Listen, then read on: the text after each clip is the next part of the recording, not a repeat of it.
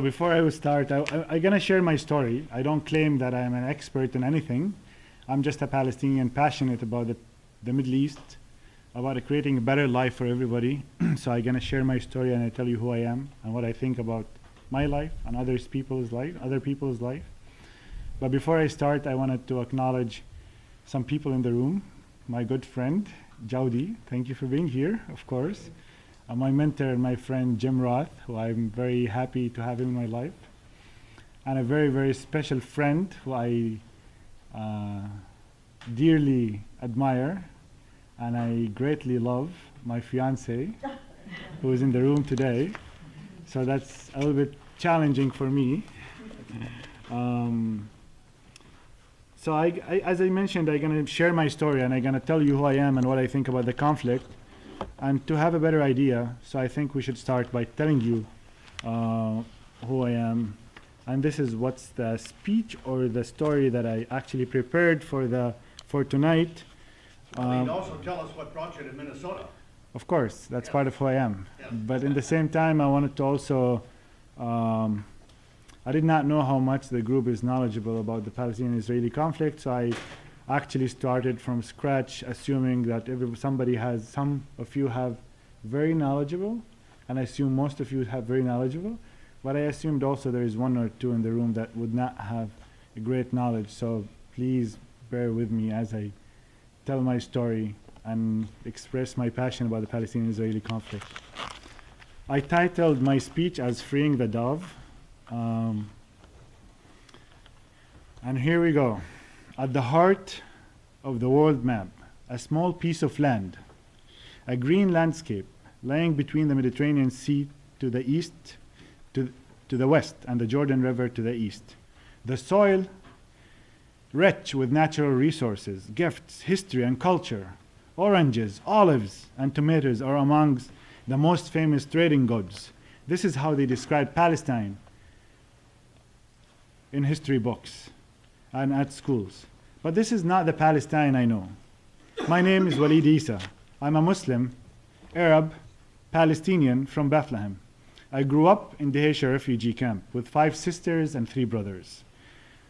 Though not wealthy, my family is rich when it comes to care and compassion. I grew up in the beautiful land of Palestine. I grew up loving my identity, my history, and my culture. I can still hear the echo of my grandfather's stories about the glory of the olive trees in Palestine. My grandfather planted a seed of love for my country that has grown to be a strong tree in my heart. It was a sunny, beautiful spring day in Palestine when today's stories begins. On March 23, 2003, I was a 16-year-old kid. I was out with some of my friends at the coffee shop in the heart of the old city in Bethlehem. I can still remember the smell of the coffee mixed with the scent of spices in the air. I was sitting next to the door when I saw a car that I recognized coming towards the coffee shop. It was my school teacher's car. My school teacher and his daughter, Christina, were in it. My teacher had taught me most of my morals and values as I was growing up. I ran outside to wave and greet him. All of a sudden, a big white van swerved towards us from the other direction, putting me in the middle, and 3 scary-looking men holding fully automatic guns jumped out of the van and aimed their weapons at my teacher's car. My heart was racing. I ran back to the coffee shop. In panic, I peered out from the little window by the door. The 3 big men, scary men, start showering my school teacher's car with bullets. I strained to see my teacher and his family, but the bullets had smashed through the back window, blood covering the glass slowly. The faces in the car started disappearing. I couldn't see Christina's face, beautiful face, anymore. All I could see was blood everywhere. Before I looked, and the scary men were gone, and the street became silent.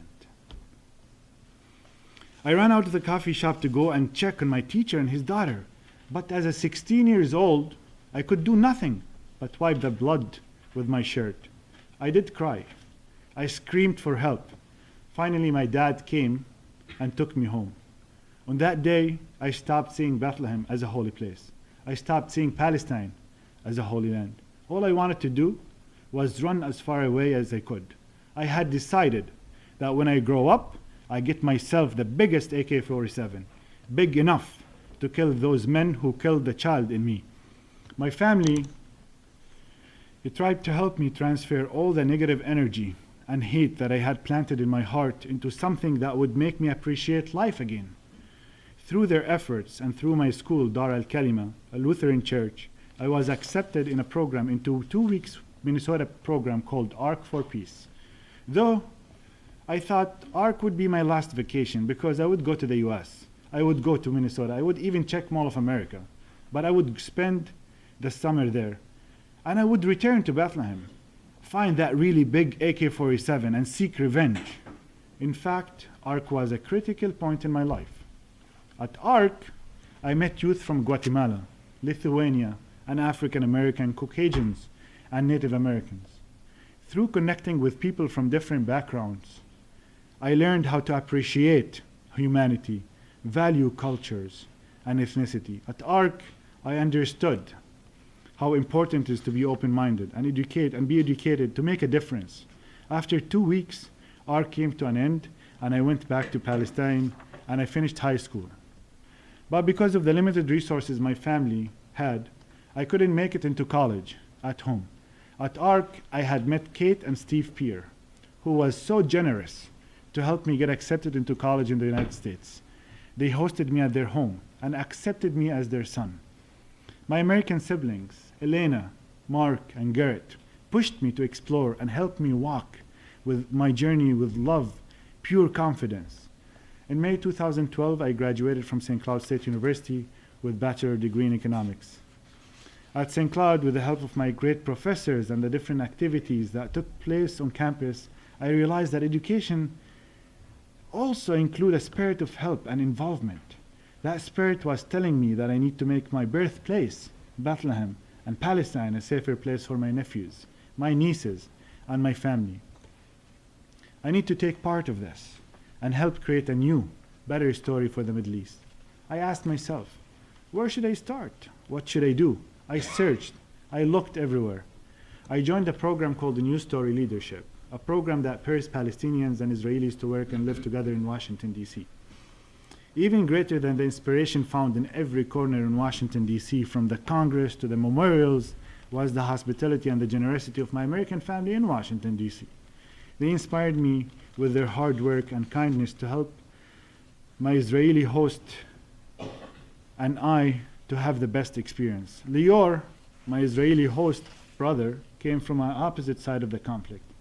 But we refused to be enemies simply because we thought of the bright future that we dreamed about more than the violent past we experienced. Lior worked with the Colorado Representative Paulus, and I worked at the Americans for Peace Now, a pro-Israeli Jewish lobby firm. Throughout the summer, as much as we argued and we cried and we screamed at each other, we also shared memories about the pain we had growing up in the conflict. We still also shared laughs and enjoyable conversations. But my story is not unique. I spent the last few years closely following the crisis in Syria. I spent hours with my Syrian college roommates following every little story coming from Syria and Daraa. Every day I think of the 1,000 refugees that are looking for their own AK-47 because they have not found loving people like my American family. They have not found yet Kates and Steves of the world to save them. I just came back from the Middle East, and in the last year, I have spent few months volunteering with the Zaatari refugee camp in Jordan. Some of the refugees you hear about in the radio and the TV are my friends and my daily reminder of my life mission. In Zaatari refugee camp, I met Zain, Maha, and Mubarak. Zain, the 9 years old, stared in my eyes and answered, "You're asking me asking me to define peace? Peace is the absence of fear." The spark in his eyes and the tone behind his answer was a stronger message than actually the words itself. My whole body shivered when he asked me to help his family replace the fear that dominates his daily life in the refugee camp with hope. a 9-year-old kid. Maha showed me her beautiful drawings that was full of colors and life, but she also shared her story, escaping from Dara. She told me about her courageous father that stood tall to stop the devils, as she called them, so she can escape and not get raped. The 17-year-old daddy's girl still waiting patiently for her hero to come home. Mubarak, her older brother, asked me about America. He asked me about the freedom of speech, cars, and green energy. He told me about his college graduation project, the electric car that he dreamed to design in his college years. Mubarak also showed me the scars on his body. He told me about motivation, the name of the bullet that still stuck deeply in his body. Mubarak also told me about the painful truth that he hides from his sister, the picture he received of his father tortured in Al-Assad jail. Friends, these are some of the stories I heard in the last few months. I did see tears slowly drop from wise old men's eyes. I talked to young men leaving back to Syria because they see death in their home country is better than losing their dignity in the Mediterranean Sea. But the question remains, what tomorrow will look like? Are we willing to work to restore empathy, morality, and values, and actively create a path for peace? Are we willing to turn down the volume of politicians delivering the most hateful comments and empower the witnesses? A wise man once told me, we refugees, we Palestinian refugees, have the best cause and the worst attorneys. Are we willing to genuinely advocate for them? Every day we make decisions, some based on love and some based on fear. To make a difference, we have to act, not just react. History is full of pain, injustice, and messages of fear. When a Jewish kid says never again, that means never again. When a Chicano kid asks not to be treated as a demographic threat, an outsider to be seen as a son with hopes and dreams, he means it. When a Palestinian kid asks for a country to live in as first-class citizen, he means it. When a Palestinian kid asks to contribute to humanity in the name of his own people, he means it. When an African-American teenager dreams, hopes, and pleads for his dreams not to be shattered in the street, he means it.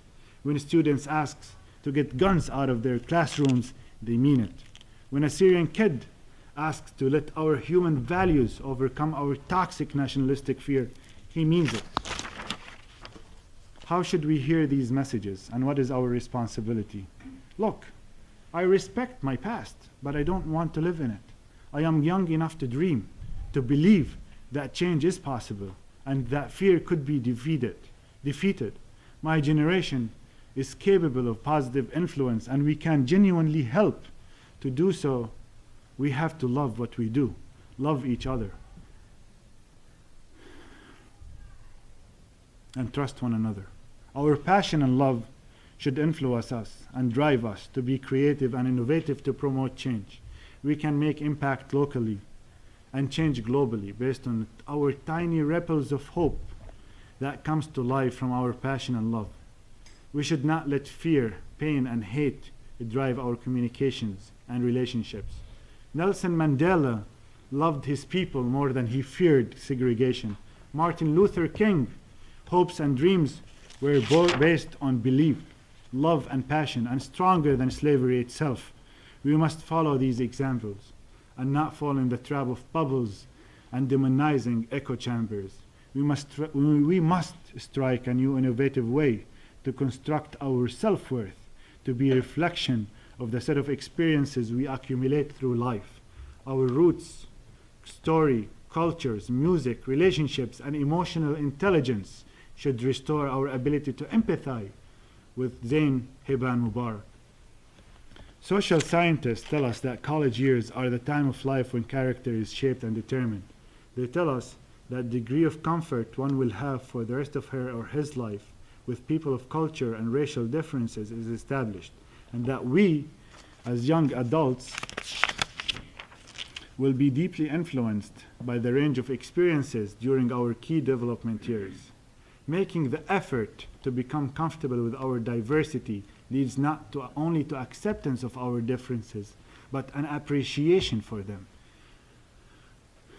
Engaging the other produce adults who are not comfortable with polarizing point of view or problem solving that favors the interest of one group without acknowledging the interest of the another.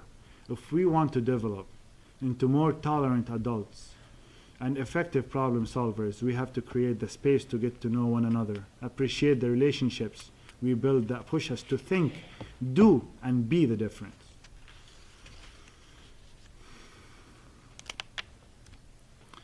We must not be silent anymore. Let us no longer live in fear. Let us no longer let hate and extremism drive our life. Let us start moving from the unkind past to the hopeful future. Let us start moving from diversity to respectful pluralistic society. Let us start moving from tolerance to hospitality. Look, in the United States I met amazing people that helped me not only survive, they helped me thrive and lead. I met Jim Roth, my mentor. He called and worked really hard to get the anti-torture bill he imagined once to pass through the Congress, Senate, and be signed by President Obama. My American mom hugged me every day and told me every day that she loves me and encouraged me to study, work hard, and get ready to contribute to a world without fear. The countless hours I spent writing to our policymakers about the Syrian refugees and my friends in the refugee camp in Dehesha in Palestine. It's part of my identity, my success journey, and self-worth. I met my now friend Congressman Keith Ellison, who sees refugees as friends, not only as a threat. The countless hours I spent traveling to faith institutions, schools, and conferences to speak about my passion as a Palestinian might not help me be the next CEO of Wells Fargo, but it defines my personality and honors my value. The Palestinian poet Mahmoud Darwish once wrote in one of my favorite poems, I dream of white lilies, a street of songs, a house of light. I need a kind heart, not a bullet.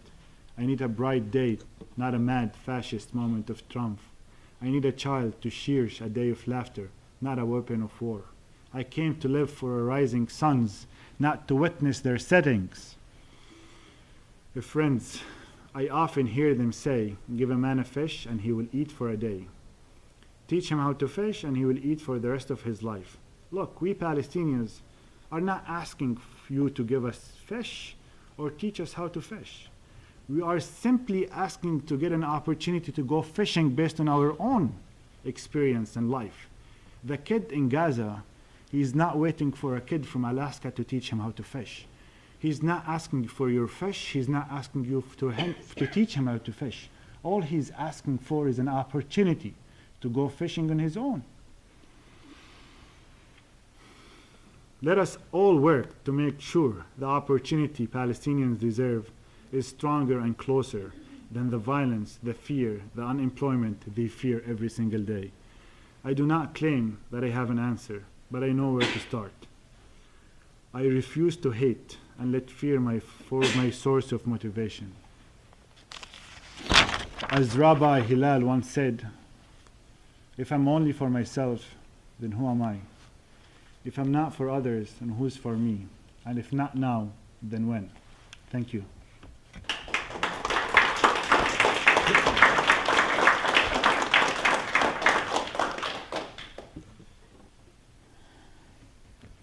Yes. Walid, what is your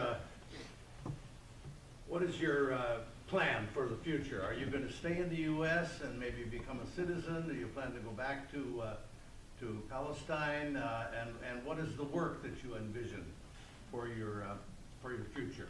At this point, I lived 1/3 of my life in the U.S. In what? In the U.S. 1/3 of my life I lived here. I'm very proud to be Palestinian, but I'm very proud to be an American, hopefully soon. I love this country. You do plan to stay here? I love the people who are here, but I don't think it's either or.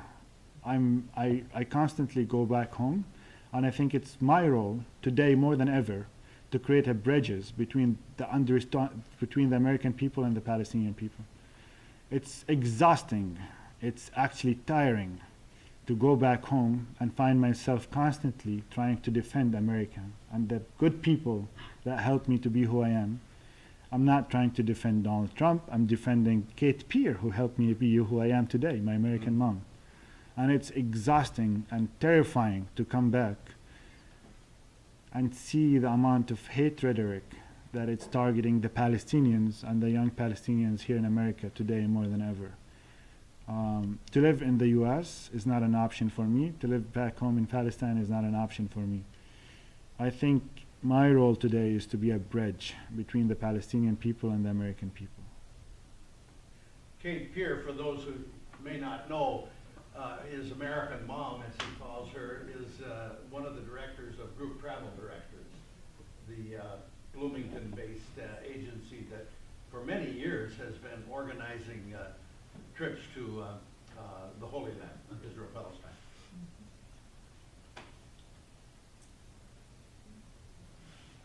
Any questions, any comments? There's one over here. Yes? Who in Palestine, Israel, particularly in the Jewish community, which kind of people do you find helpful? If you could repeat the question, that would be great. So which group do you think is helpful in Palestine and Israel, right? That's what's your question? Yeah. Look, there is so many people who are helpful and there is so many people who are not helpful.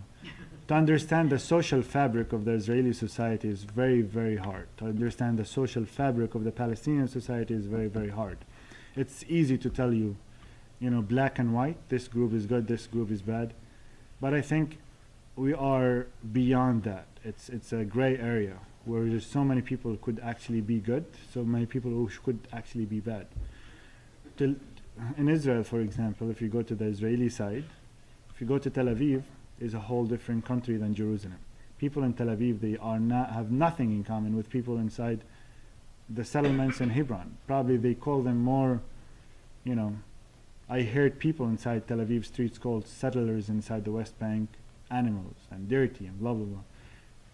And, you go to the settlers, and settlers, some of them think people of Tel Avivians are not Jewish. They are not even, have nothing, So there is so many elements within the Israeli fabric society that it's not easy to deal with. Inside the Palestinian side, there is so many elements that it's actually hurting the Palestinian society. It's very important to empower the young generation to take a lead and take their part in building the civil society, create jobs, build an economy,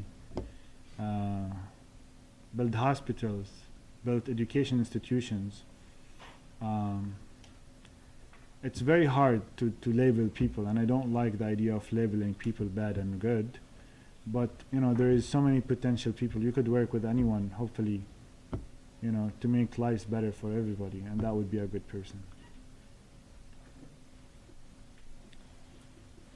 I have a question. I understand that you have started a couple of organizations to try to improve communication, to get Palestinians and Israelis together and foster communication and better relationships. Could you tell us a little about those? Sure.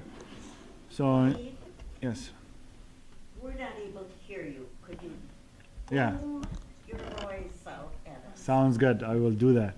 So yeah, in 2012, I started an organization called Shades Program and Negotiation, and that's before 50 Shades of Grey. The book was not out yet, so just to make sure.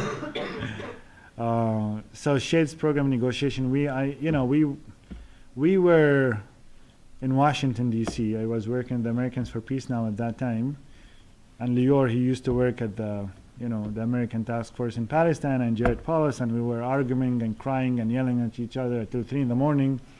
At 3 in the morning, me and Lior, we came up with this idea that Palestinians and Israelis, they suck in negotiation. They don't even know how to negotiate. There is someone who's different level of power, someone who has so many resources, someone who has zero resources. So we wanted to create a program called Shades Negotiation Program to teach Palestinians negotiation skills, not necessarily not only to be a better negotiating in terms of politics, but also to negotiate better with your girlfriend, with your fiance, with your business partner. Negotiation skills is very important in every aspect of life. So at 3 in the morning, we sent a bunch of emails to Harvard professors and to, New York and Princeton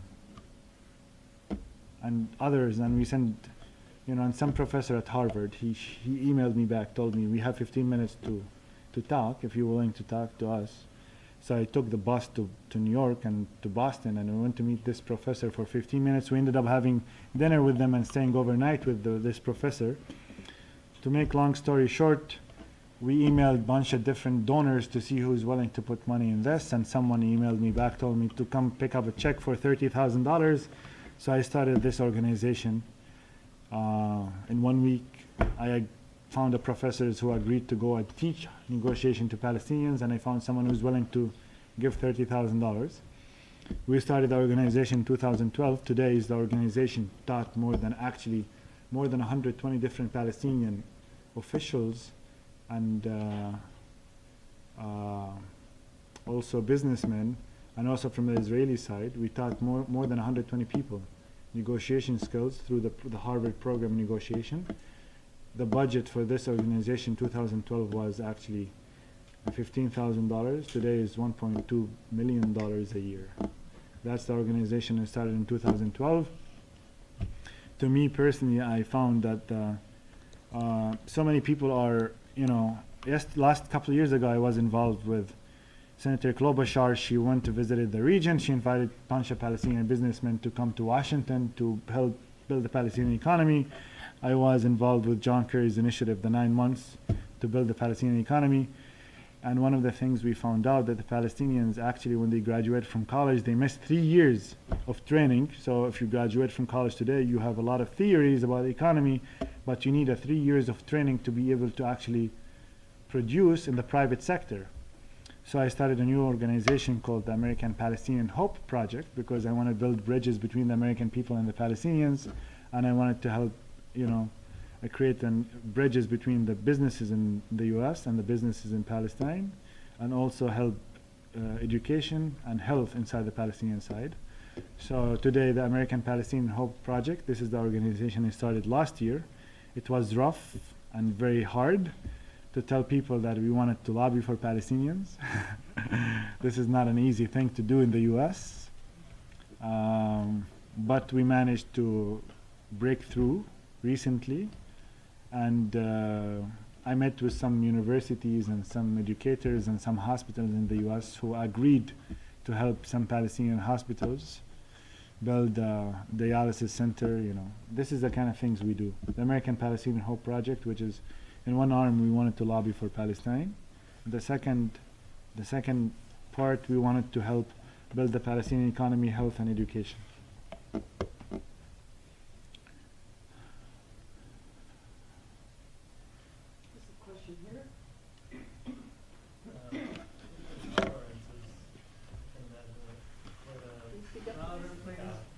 Teaching tolerance, I can imagine, is quite a difficult task in today's society. We do not teach tolerance, we teach hospitality. Okay, and to that point, do you have some examples that you might have witnessed of both sides appreciating each other and their differences? I do. But it's very, look,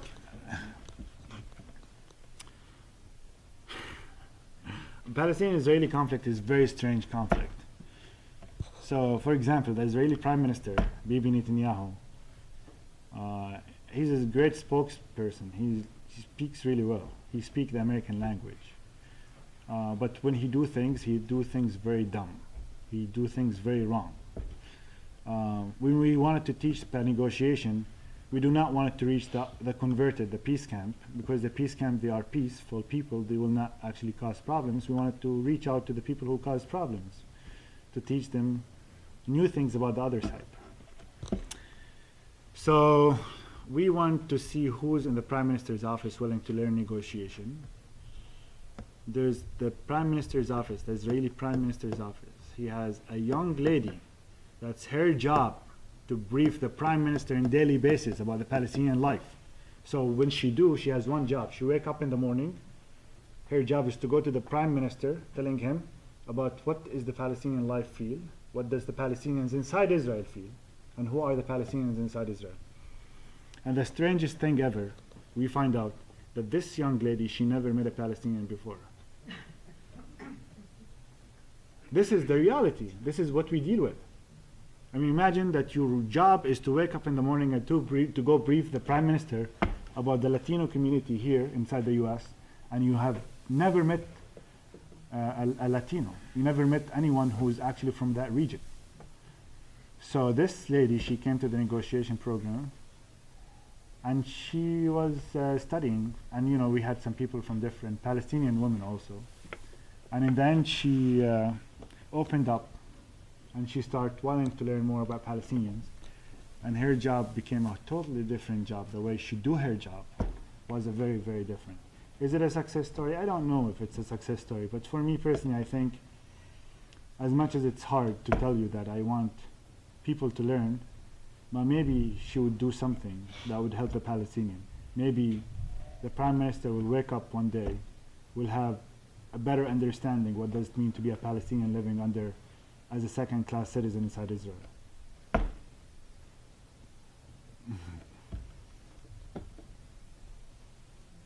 Dick? I'm having trouble back here. I wonder how I would be feeling if we were having this gathering 2 weeks ago, before the election. And, you know, personally, Donald Trump was speaking the truth, apparently, to the feelings of over 60 million people who voted for him last Tuesday. And I'm an optimistic person. That's what I am, is optimistic. But I'm having trouble being optimistic. So could you give me some advice, or give the rest of us some advice as to how to move on, or keep moving, or start moving if we haven't started? I would really like to know what your opinions are. Okay, I mean, it's very sad as a Palestinian, I'll tell you what. You know, I was in Ramallah. I woke up at 3 in the morning because I was invited by the American Consul General in Jerusalem to come and celebrate the election's result at 6 in the morning inside the Grand Park Hotel in Ramallah. So here I am in the Grand Park Hotel. The American Consul General, he wanted to come and greet all the Palestinian businessmen and the people inside Ramallah and telling them about celebrating American democracy, and find himself explaining why, you know, we have a new elected president, Donald Trump. It was very tough for him to come and stand and tell them, you know, we were gonna save, you know, diversity is very important to America. You know, this is how he was speaking. He did not know what to say. Look, it's very hard to be optimistic today with Donald Trump as a president, is the elected president. But there's, I think it's an Israeli president, Begin, he said, we shall pursue peace as peace is the only strategy, and we should fight terrorism as terrorism is the only thing we have. Here today, we should actually work to restore empathy and morality and values, as there is no Donald Trump, and we should fight hate, violence, and xenophobia, and racism, and anti-Semitism, and also Islamophobia, as we only see Donald Trump in the office. We should not actually lose, it should not be either or. We should actually still work as Donald Trump does not exist to restore empathy and values and keep it in our community. And at the same time, we should fight all these aspects that Donald Trump bring with him to the office, as this is the only thing we have. To me personally, it's very hard to see the light in the end of the tunnel today, but I will tell you that it's very hard to not, you know, we are here, and we will continue to stay here. And I'll tell you, it's not about Donald Trump anymore. There is so many, the Trump phenomena is around us. Let's not forget there is Trump phenomena in our legislator body in the state of Minnesota here, who is going to start to decide who you are and what's the policies that decide your life sometime soon. January 3rd, when they're going to start deciding who you are as a Minnesotan. We should start from local, and we should pay a very close attention to local politics and state politics, because that's the politics that actually led to have Donald Trump in the office today. Thank you. There's a question here. Yeah, we had a question earlier that I'm interested to hear your answer. How are your feelings around the boycott, divestment, and sanction movement internationally against Israel? It's a very good question. Look, I am. Look. See, I have. I mean, the BDS movement is gaining so much momentum. I don't oppose and I don't support. Look, I am a Palestinian and I want to build Palestine. Palestine is, to me, is, you know, when every Palestinian stay in Palestine, that's a success for me. That's a resistance. Today more than ever. The two-state solution is not my request. It's not me who's asking for that. You know, there is, I actually, as a Palestinian, I'm not a Zionist. I don't look for a Jewish state. I'm willing to actually compromise to have a Palestinian state. I do not actually pursue the Jewish state. I do not care. For me, I want to save the Palestinian life, and I want to save every single Palestinian. The BDS is one thing, and building Palestine is another thing. If you want to fight Israel, go for it. You know, want to boycott Israel, go for it. You want to sanction Israel, go for it. But don't replace building institutions and fighting corruptions and actually providing jobs for the Palestinian people. You know, put that on the side and don't actually feel that it does exist and importance and the urgency of that because you're focusing on BDS. You know, today we have so many young people inside the Palestinian side who do not see any future because they cannot find a job. They cannot go to school. It's depression. You know, when you have a 17-year-old kid having a knife go to stab someone inside the Israeli side, this is not Palestinian. This is not the Palestine I was looking forward to see. BDS is one thing, building Palestine is another thing. When the Israeli left come and tell me, you cannot build Palestine till you actually have your state, and then, of course the occupation is harsh. Of course the occupation is actually killing every aspect of the Palestinian state. But no, I'm gonna create my state today. And I wanted to make sure that every Palestinian stay in Palestine and see there is some dignity he has. You know, if we can build hospitals in Palestine, we should actually build hospitals and not wait for the occupation to end. If we can provide a job to keep another Palestinian stay and not to immigrate to Chile or Honduras, that's a success. The BDS is one thing and building Palestine is another thing. I refuse to accept as BDS as a strategy. It's a tactic, but it's not a strategy for me as a Palestinian. I'm gonna build Palestine and I'm gonna live in Palestine. I do not have a stand. I do not support BDS as the only way to save the Palestinians. I do not work against the BDS as Israel is not doing anything wrong. Can I have a comment? As Palestinian also living there, BDS movement started outside Palestine. It didn't start from Palestinian actually, because as I mentioned earlier, our economy is very tight. However, I do agree with you to a certain extent. Building a Palestinian state without having the freedom or access to neighboring country. I worked in creating job opportunity for youth. And yes, our government somehow corrupted, but I don't think this is the main issue for us, or this is the main reason behind declining our GDP in the largest sector, whether it's agriculture or whether it's manufacturing. I do believe, yes, we need to build our state, but how do you build a state if you have no access or freedom of movement, and you have the one who built in our agricultural land or expansion, the settlement? So, and even BDS, yeah, is something different than building a state, but still the BDS movement started from outside and it strategy that young people are doing from outside Palestine, not inside, because BDS will not work in Palestine. Our economy 90% ties to Israel, and our export and import coming from there. So that's something that we need to look into it and think about the strategy that comes from inside Palestine, or whether it comes from outside to put pressure on the government to end the occupation and have the freedom in order to be able to build the state.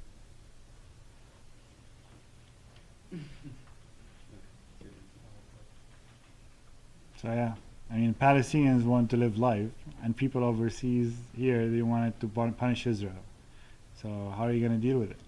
You go to Palestinians, and I do not want to see Palestinians work in settlements. I want them to work in factories inside Palestine. So to do that, you have to actually encourage more businesses come to Palestine. And when you find that people overseas here tell you this is not going to work, you should not build hospitals, you should not build schools, you should not build anything till the occupation ends. And the occupation is continue to not only survive, thrive, because of the desperation inside the Palestinian side. Walid, we're still not hearing you. Yeah.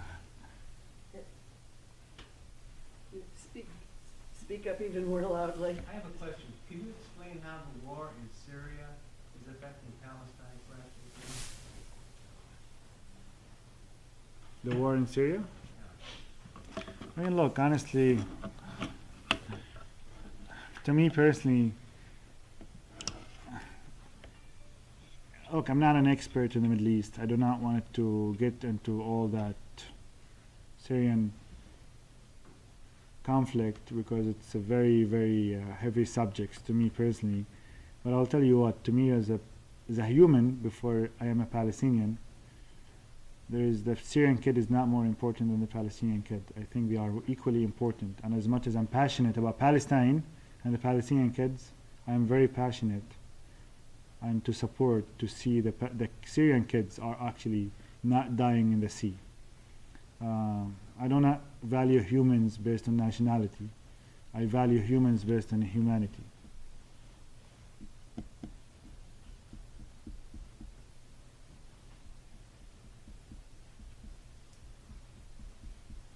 Dennis?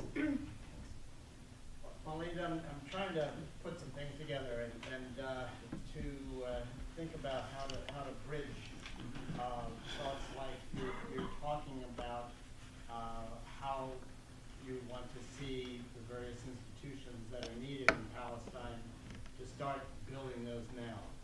There's little chance of getting anything from our government when all Congress has their hands in AIPAC's pockets, and also, if you look even before Trump, we have a government that's just, I'm sure Palestinians view the United States as being just totally pro-Israel because we're not doing anything for Palestine. So I'm wondering if you have any strategies with regard to how or whom you might talk to, businesses or what have you, in some way in which you might be able to have people hear your story and get some money into Palestine. I mean, look, honestly, I mean, it's not only AIPAC. It's not, there is, we need to be engaged with the Congress, with the Senate. We don't see them enough. We don't explain to them enough. We need to be more active to explain to them how we feel and how they should act. If they don't hear from us, they would not know what to do. One thing. The other thing is not only the AIPAC, it's also the big contractors in Washington, D.C. The USAID, for example, your tax money, the American people's money, it should go to support the Palestinians and developing countries, right? There is a big contractors in Washington, D.C. If you want to build a road inside Palestine, you have to make a contract with a big contractor, U.S. contractor in Washington, who is going to hire a small contractor inside the Palestinian side. 2 years ago, we went to the Congress and they passed a bill that, okay, we're not going to hire the big contractor, we're going to go to the small contractors in the Palestinian side, create a program called LCP, Local Contractors Program, to build their capacity and make sure all the equipment, to be able to build the projects. Instead of actually giving portion of the money to the big contractors in Washington, we'll send all the money to the small contractors to do a better job. So we supported that, and we talked to the Congress and members of Congress and the Senate, and passed, right? And suddenly we find the USAID announced that they're going to give $300 million to small contractors inside the Palestinian side to build roads and schools and blah, blah, blah. You know how many projects received out of the $300 million? 2 projects, $15 million. You know why? Because the big contractors in Washington, D.C. did not like that idea. They still wanted to have their fair share from the money. These things is not AIPAC. These things we could all work on it. We could acknowledge that. We could acknowledge that the big contractors are actually benefiting from the Israeli-Palestinian conflict.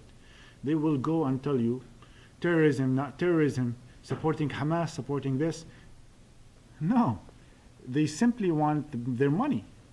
There are so many things. The Congress could actually help. The administration could do many things. If we wanted to say that, AIPAC is controlling AIPAC is not controlling politics in the U.S. U.S. is a total freedom, and you can actually make your voice heard. And the proof of that, look what happened in the Iran deal. AIPAC opposed the Iran deal, and they worked really hard to stop it, but they could not, because people actually worked really hard, and they actually they visited their members of Congress, and they showed that they support the deal, so the deal passed. We need to deal with the Palestinian-Israeli conflict the same way we dealt with the Iran deal. We need to actually talk to the members of Congress and tell them this is how we feel and this is what we do. AIPAC is not actually as powerful as you think you are, as you think. You know who's more powerful than AIPAC? Kufi, the Christian United for Israel, and the extreme Christian groups. They are the one who is looking to build the temple. Zionism was built on liberalism. Zionism, as actually Herzl did not saw Judaism as a culture, not as a religion. The real problem is not, there is so more common between the Jewish community and the Arab community inside the US more than actually you think there is. They are friends, they see each other, they talk to each other, and they actually have more things in common than you think. And I know more Arabs and more Jews are friends than there is actually Jews and Arabs in the US here. The problem is not, the Jewish lobby. I think there is a problem in the Jewish lobby, honestly, and the Jewish community is divided today more than ever between J Street, AIPAC, and blah, blah, blah, and blah, blah. But also, the big problem also in the US, the big contractors, the money, follow the money, you will find the problem. And the other thing is ideologies. You have extreme Christianity today, that they do not see values, they do not see humanity, they see ideologies that they wanted to serve, they wanted to build a temple.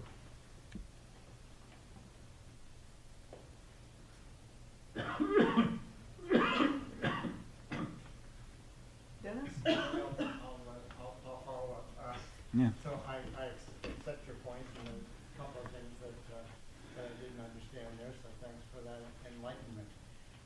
You have sitting to your left a woman who has for many years believed that talking to Congress is what we need to do. You have a friend, Keith Ellison, so you probably have had conversations with him. Keith probably realistically would view himself to be in an extreme minority, even more so now than before last Tuesday. And the battle to get Congress to be in any way even entertaining any conversation about what you're talking about, let alone voting for it. For years, we haven't been able to break anything associated with we're just Israel's ally. And that's all. And what Israel's doing in Palestine doesn't matter. No matter how many UN resolutions have been passed, they just blow them off and do whatever they please, and our government doesn't give a rip. So I'm just struggling a bit with regard to how useful it would be to spend time and energy. And Roxanne's perspective on this would be good too, because she's done a lot. I think it takes, it's very important, and it takes time. There's nothing come overnight. There is a member of Congress who he was a member of Congress in the 80s. He's from Lebanese origin. So when he wanted to run for Congress in the 80s, so he went to Washington to ask. Everybody told him, don't run. Your last name is not Johnson. Do not run for Congress. You're not gonna win. He ran and he won, right? In early 2000, his son wanted to run for Congress. You know, his opponent, the guy who was running against him, you know, he went, when he lost, he asked him, when the media asked him why you did not, how come you did not win? He told them his last name is, you know, that Lebanese name. You know, how could I actually win against this guy? Because his dad ran in the 80s. His dad became famous. His last name became very famous. He helped his son, you know, to win in the Congress. And that guy, the guy who was running against him, used that as why he won the election. Look, Arabs need to be more engaged inside the politics, inside the system. We need to be more integrated with the system here. There's so many people who are having grocery stores. It's as typical as any newcomers to the U.S.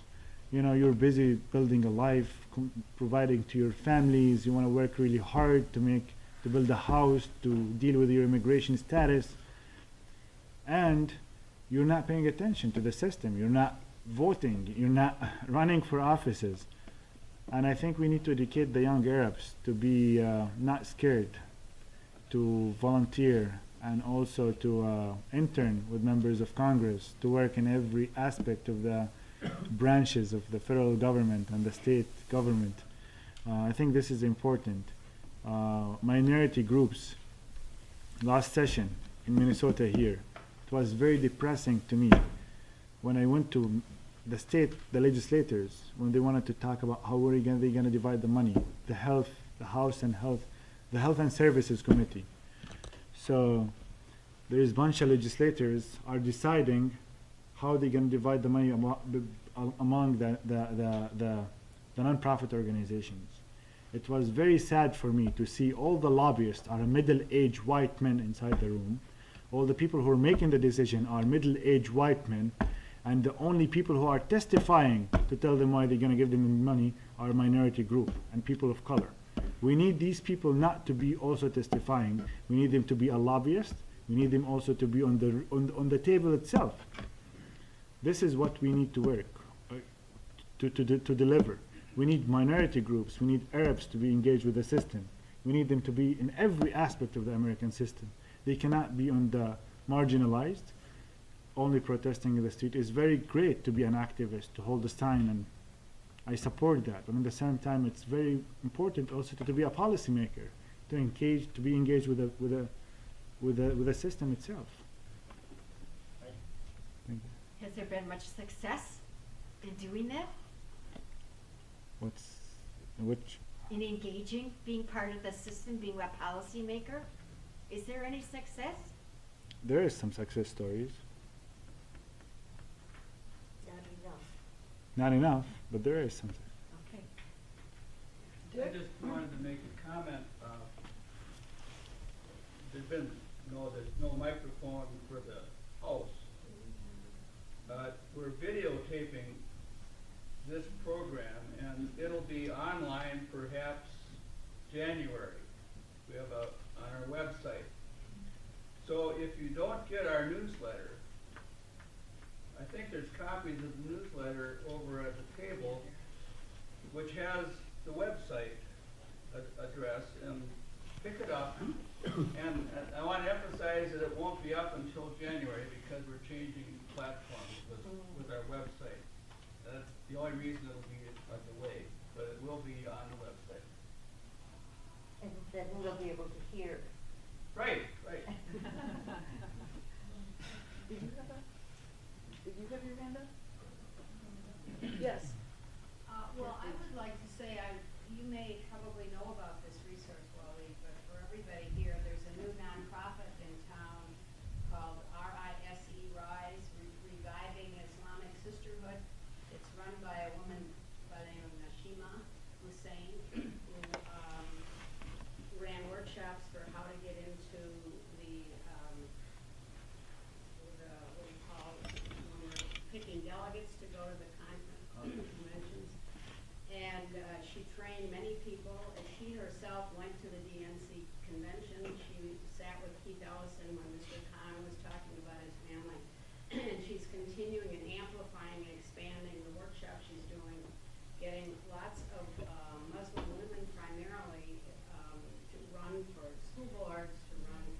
That's local great. city councils to get on committees, advisory committees. She's doing a lot of work in this community, and I think, What's her name? maybe something we could do is have her speak sometime or amplify her work. She's a Bush Fellow, she's very sharp, she's a mom, she's like multitasker. That's great. That's a very good idea. Exactly to the point you're saying, is getting, you know, informally, she talks about shaming her Muslim sisters into getting out of the house and get to work here. This is our country, we need to be involved, we need to take responsibility for the quality of the civic discourse and getting our voices out. She's a very inspiring person. That's What's great. her name again, Her Kathleen? name is Nashima, Naushema. Nashima. Hussein is her last name. Question. Well, a couple things. You mentioned about BDS is coming from outside Israel, outside Palestine. My understanding is that it was 170 organizations within Palestine that recommended that outsiders use BDS in order to put pressure on the government so that the government would not make impossible the kind of things you're trying to do by destroying factories, destroying wells, putting up all these limitations. You can't get things in, you can't get things out, and so on. So while I agree that it's not the Palestinians who are able to do the boycotting, it's the outsiders who are doing it at the request of Palestinians in support of what the Palestinians are trying to do. On the other area, since we have Iyad Bernat speaking in a few days, it's the whole question of the use of active nonviolence within Palestine to say to Israel, we're not accepting the way things are.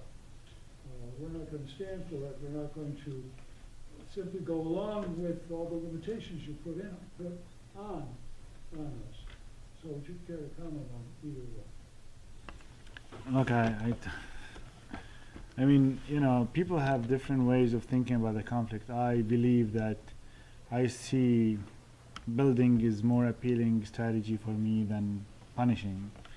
You know, Israel need to stop the occupation, need to give the Palestinians their freedom. We all agree on that.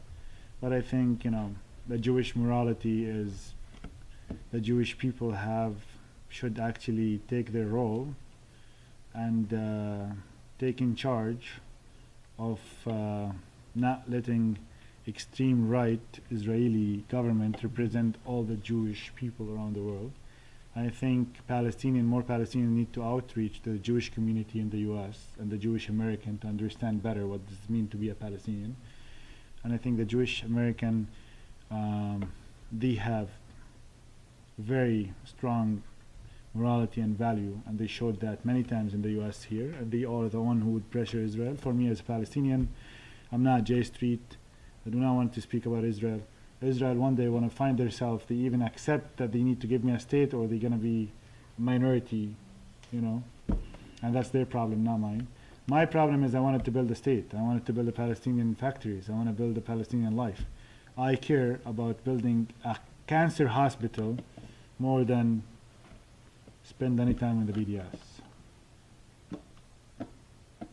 That's my thoughts. That's my beliefs. Well, nobody does everything, so maybe we can appreciate each other if we're Of course. all doing different parts of the overall Yes, picture. I do not attack people who are different. I mean, everybody has the right. I appreciate everybody as a Palestinian who wanted to help the Palestinians, but for me at this time, at this point, I would really wanted to focus on building the Palestinian and strengthening their life inside the territories than doing anything else.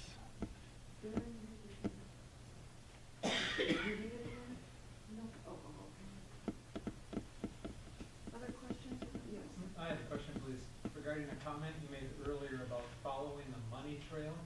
And you were referring then to these large contractors that are profiting at the expense of the conflict. This is probably naive on my part, but could you explain that a little bit further, how that comes to be the case? So a long time ago, the Congress passed a law that, you know, if you want to invest in if you want to build a road in the development countries, in a third world country, you need to hire an American contractor. An American contractor will hire a local contractor to build the road. So basically, that was passed a long time ago in the Congress by big contractors inside Washington over there. So last year, a couple of years ago, in 2012, Obama said no, you know, the administration said the USAID, Dave Hardin, who was the president of the USAID in the West Bank and Gaza, said no, we wanted to build capacity for local contractors to do the job themselves without the American contractor. The big contractors, they went and decided to lobby in Washington to stop that program because they wanted to keep some of the money.